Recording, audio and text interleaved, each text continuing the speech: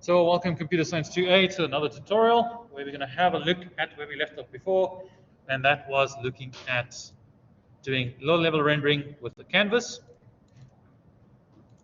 And there's some changes here we'll talk about, and there's a different method we'll also talk about using to actually draw the canvas. So there was some issues which I was having. We left off last time where we had the canvas, so I just need to go change the code back. Just give me a second.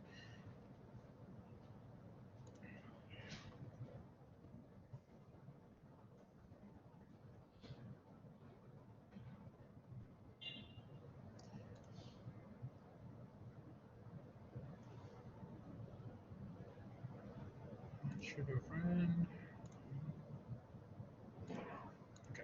So we had a situation where it wasn't actually showing anything. So if we create a canvas using this method, we have to create the canvas with a specific width and height. So that will give the canvas a specific size. Now this is if we take the approach of extending the canvas. And the other thing here is to override resizable, although this doesn't seem to work as well as I would hope. But what that basically will do is then if we run this,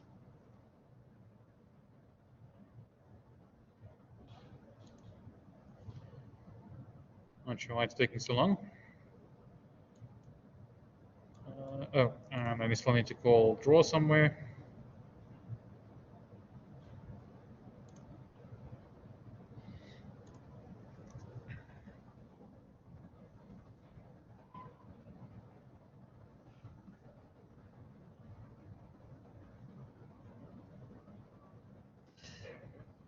Look.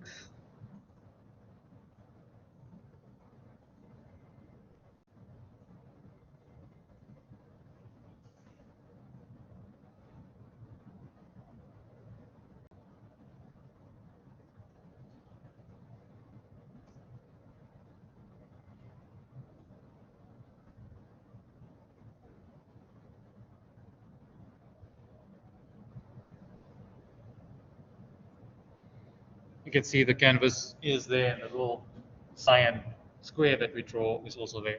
So you can see there's a white section as the background. That's the background of our canvas, and that's drawing the rectangle which we made equal in height, therefore it was a square. Now, what happens is if we resize this, you'll notice that it just stays in the center of the actual center block of our border pane here. And as we go smaller and smaller, it obviously just gets squashed in. It still draws 500 by 500, but it doesn't resize it any larger. So if you want to draw things a bit larger, we have to take a different approach. And that approach is to use still a canvas, but we have to do some extra things, and that's looking at the properties we were looking at before. So properties, we said that they're basically something that you can listen for changes, and other things you can do is you can bind one property to another property. So this was at the end of the GUI lecture. So here we have a canvas as an instance variable inside of this class. This class extends pane. So it's just another control, it's another thing that we can work with.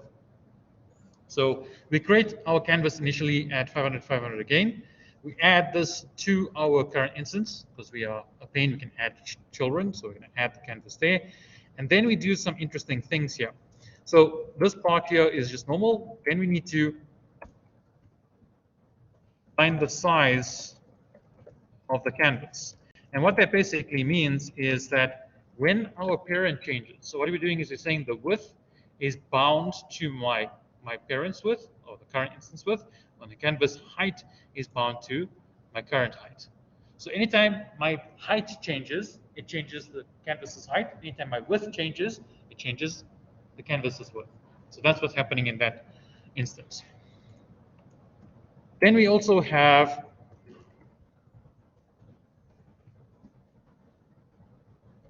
a situation where with the properties that we have, so we could bound this to either the canvas or the current instance. So here we're doing it with the current instance.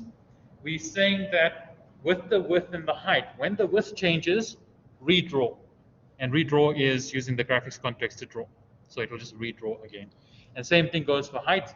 When we have something change in terms of the height, we redraw again. So anytime there's changes happening to my canvas, or so my parent, this canvas pane that we have, it will redraw. It will redraw whatever we have inside of this redraw method. And if we run this code now, what we should see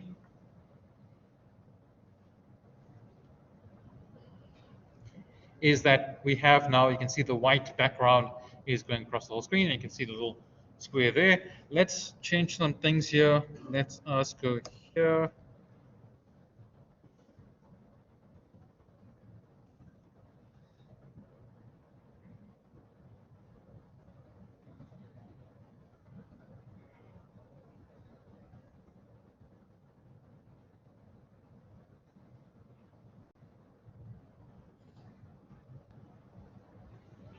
So what I should do is make a thicker square, so hopefully that's more easier to see. So there you can see that square that's going to be at that location. Now this is just putting that square at that location. If we wanted to move around, we have to react to something, we have to write code for that. If we want to listen to specific events, we can listen to specific events. We could be listening to a mouse event. When the mouse moves, we could do something. We could be listening to keyboard presses. When the user presses certain keys, we could do something. Now, obviously, this dynamic nature, we need to have something dynamic to draw. At the moment, we're hard coding our values. You can see there the stroke rect. We're hard coding the values at 100, 100, 50, 50. So that's not going to change over time. It's just going to stay at the same location. So in order to change that, we need to have some way of modifying the X and Y position. So we could have, for example, two properties we can create. So I'm going to use here double properties because I want to bind them to something eventually. So I'm going to use double properties. So it's the same thing as the width property down there.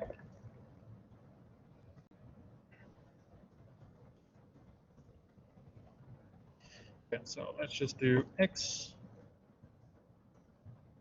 and Y.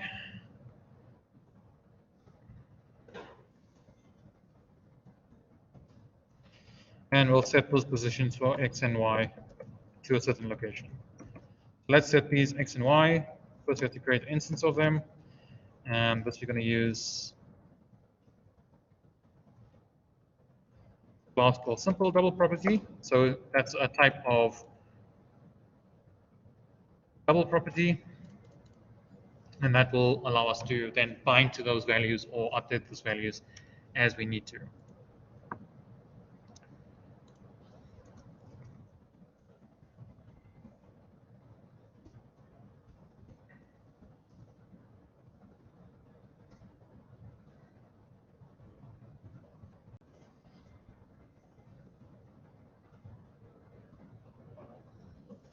So here I'm going to set it to X and Y. I'm going to set it to 100 and 100, and that's what we're going to use here. We're going to use X,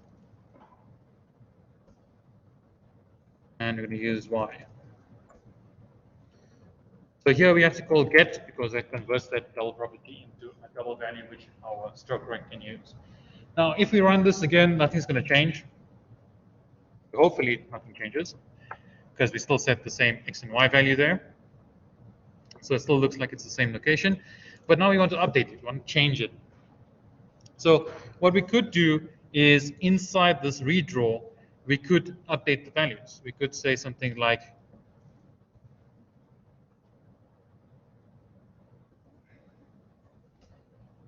we could add 10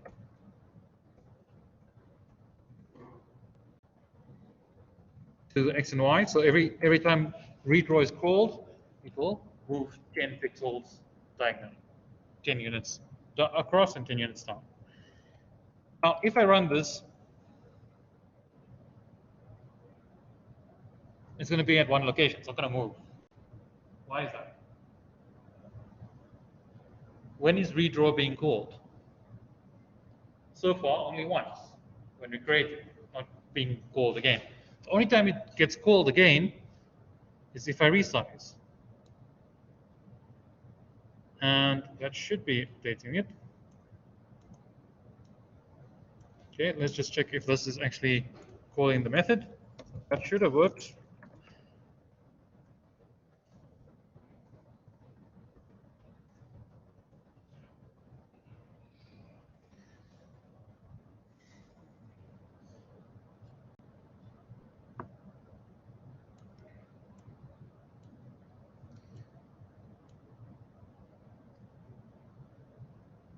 So it is. So what seems to be the issue? Let's just double check.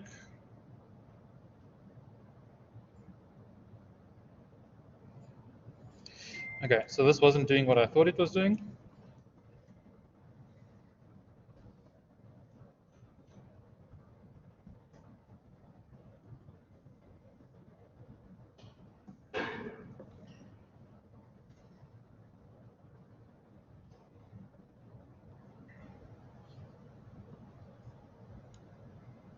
So there you can see when I resize, it's changing.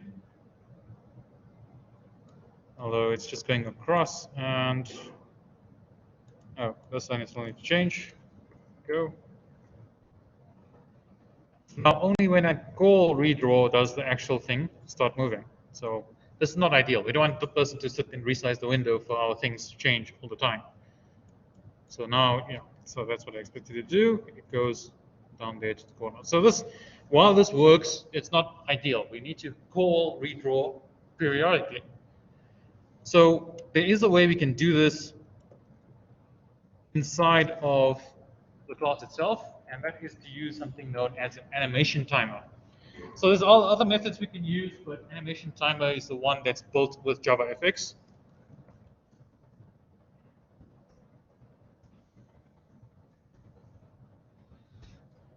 And you'll see that it is almost in a class that gets generated here, because if you look at animation timer is an abstract class. So we're not going to do too much math calculations in here. We should be doing this to make sure it's accurately doing the calculations according to the amount of time that has passed. That's what that variable now is.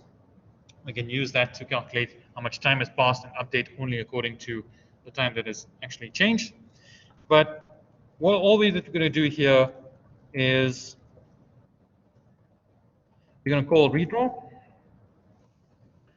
We can't call redraw directly like this because redraw is not in animations timer. It's in our parent class. So if you remember the syntax for that, try to do it this way so we can get the instance of the canvas plane, not the instance of the animation timer. So that will create the timer.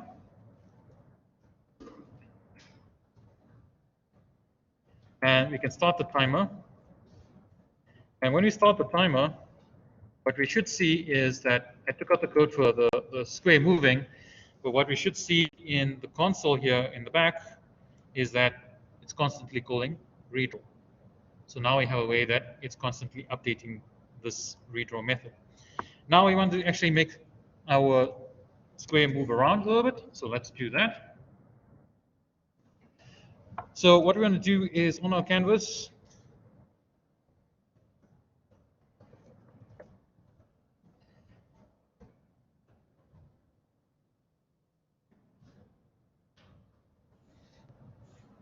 is we're going to set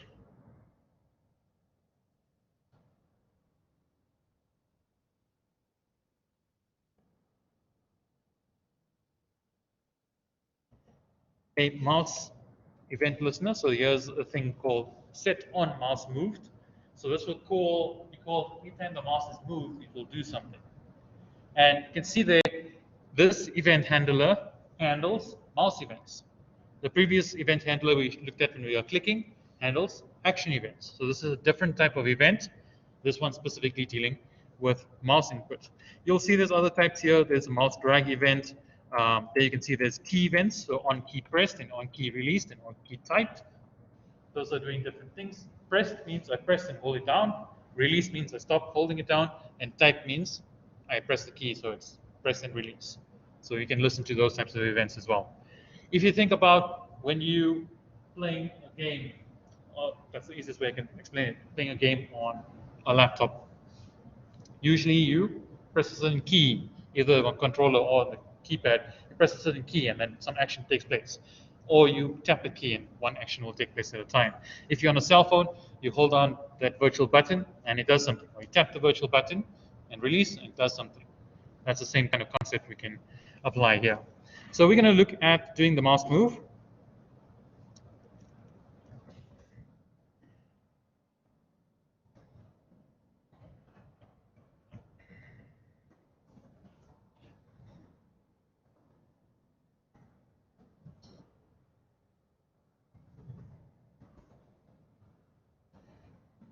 Try this again.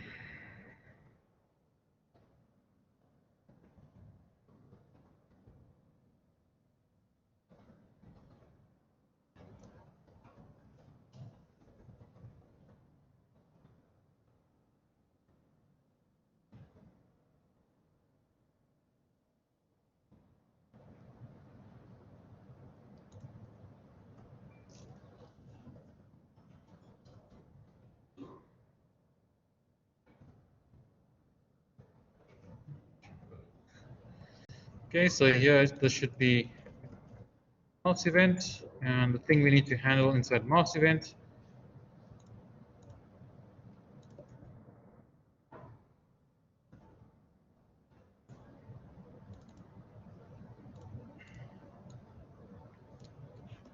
So here, what we're just going to do for now is just write the event out to the console just to see what it does.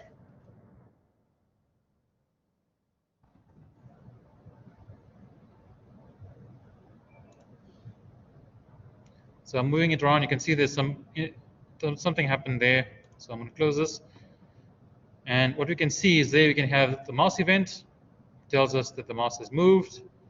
And it also gives us X and Y coordinates. So it tells us the X and Y position for what is happening there. And all I'm going to do here is get that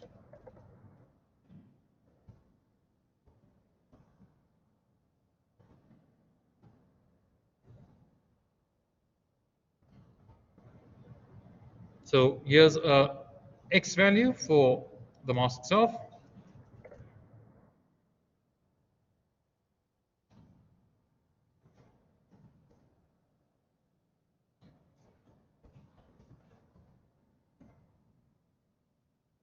And we need to do the same with Y.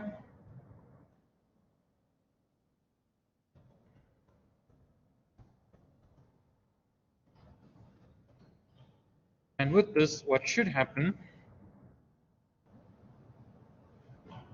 is we now have our box following the mouse. It's the X and Y position is following the mouse, and we draw it 50-50 away from there. So it's not drawing it at the center, it's drawing it at X and Y. You can see the cursor's position, that top corner, that's where the X and Y is. And we drew a wide line, that's why it's not in the middle of that.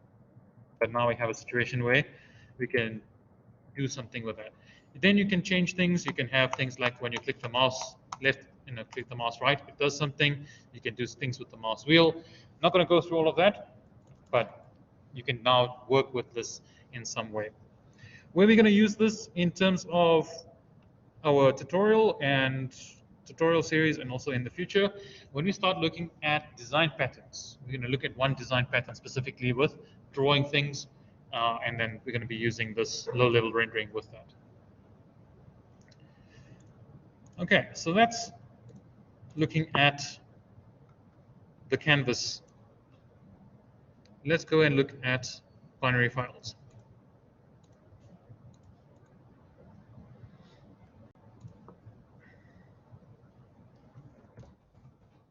So someone was asking, how do I set extra attributes on the classes I create in the new class window? So here, if I want to make this class abstract, there's a checkbox I can check here. I can change it to be public or package visibility. You can also do sealed classes. Sealed classes are something that came out in Java 16, I believe. We'll look at that in the future. We're not going to do that in too much detail right now. Okay, so let's just do that.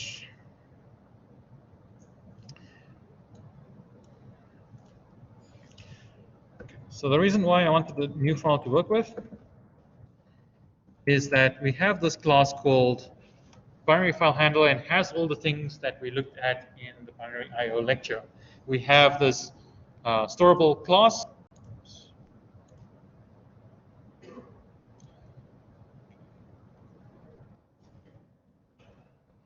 We have the storable class that implements Java IO serializable. If you remember, that has the static member, it has a transit member, and it has an array.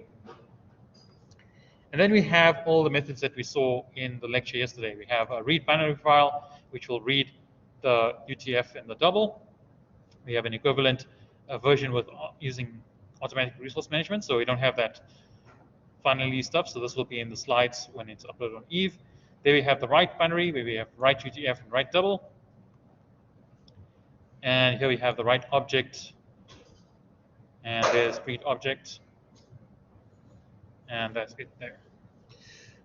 So let's go and use these methods. So obviously to use these methods, we need a file handle.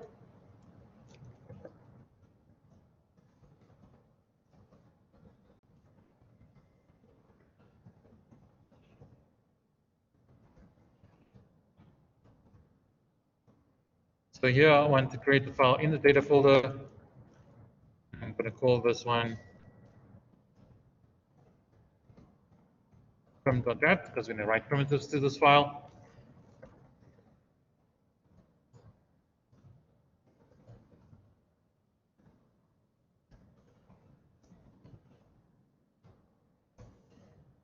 We're going to write to the binary file, and we're going to write to that file there. And just going to run this code. So nothing's going to happen in the console because there's nothing to output. But what will happen is if I go to my data folder, what we should see there is that file gets created. So this, if we look at the method, what are we doing? We're writing through a file output stream that's inside a buffer output stream, that's inside a data output stream. We're writing a UTF, which is a string, and we're writing a double 123.456. So that's what we're writing to the file. Now, we can't read binary data, but we can try and interpret it using something which can open files. So what I'm actually going to do is I'm going to go to that specific folder. Let's get Notepad++ open. So in data, we have that prim.dat.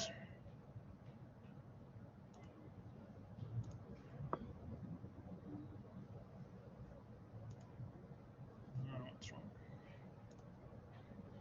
Try again.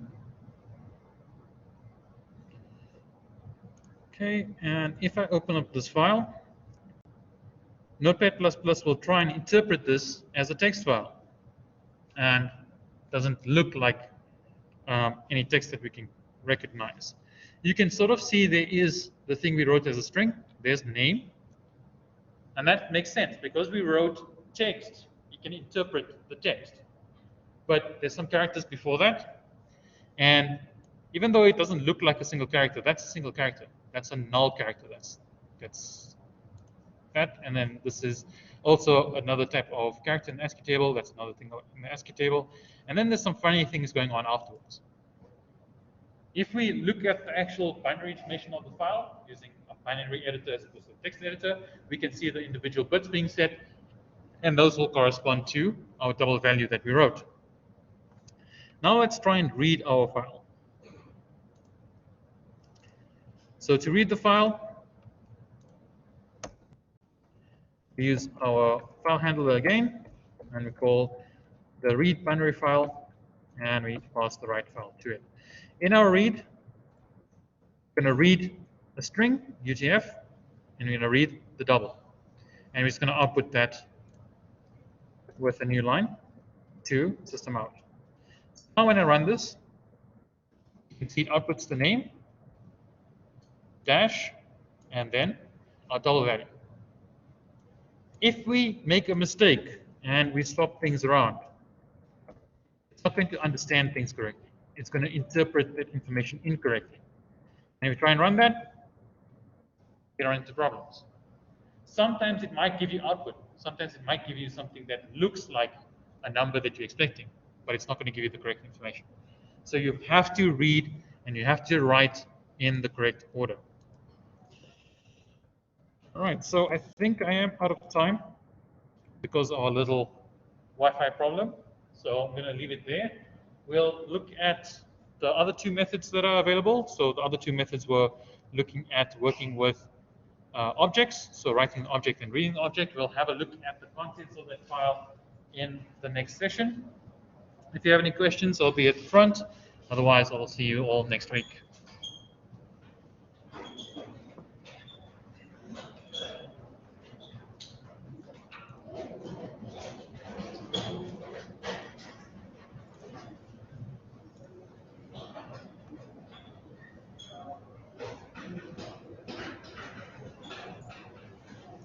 Okay, so if you're getting some issues about JavaFX, it's probably your path is not set correctly in JavaFX. Okay, so I'm going to stop this.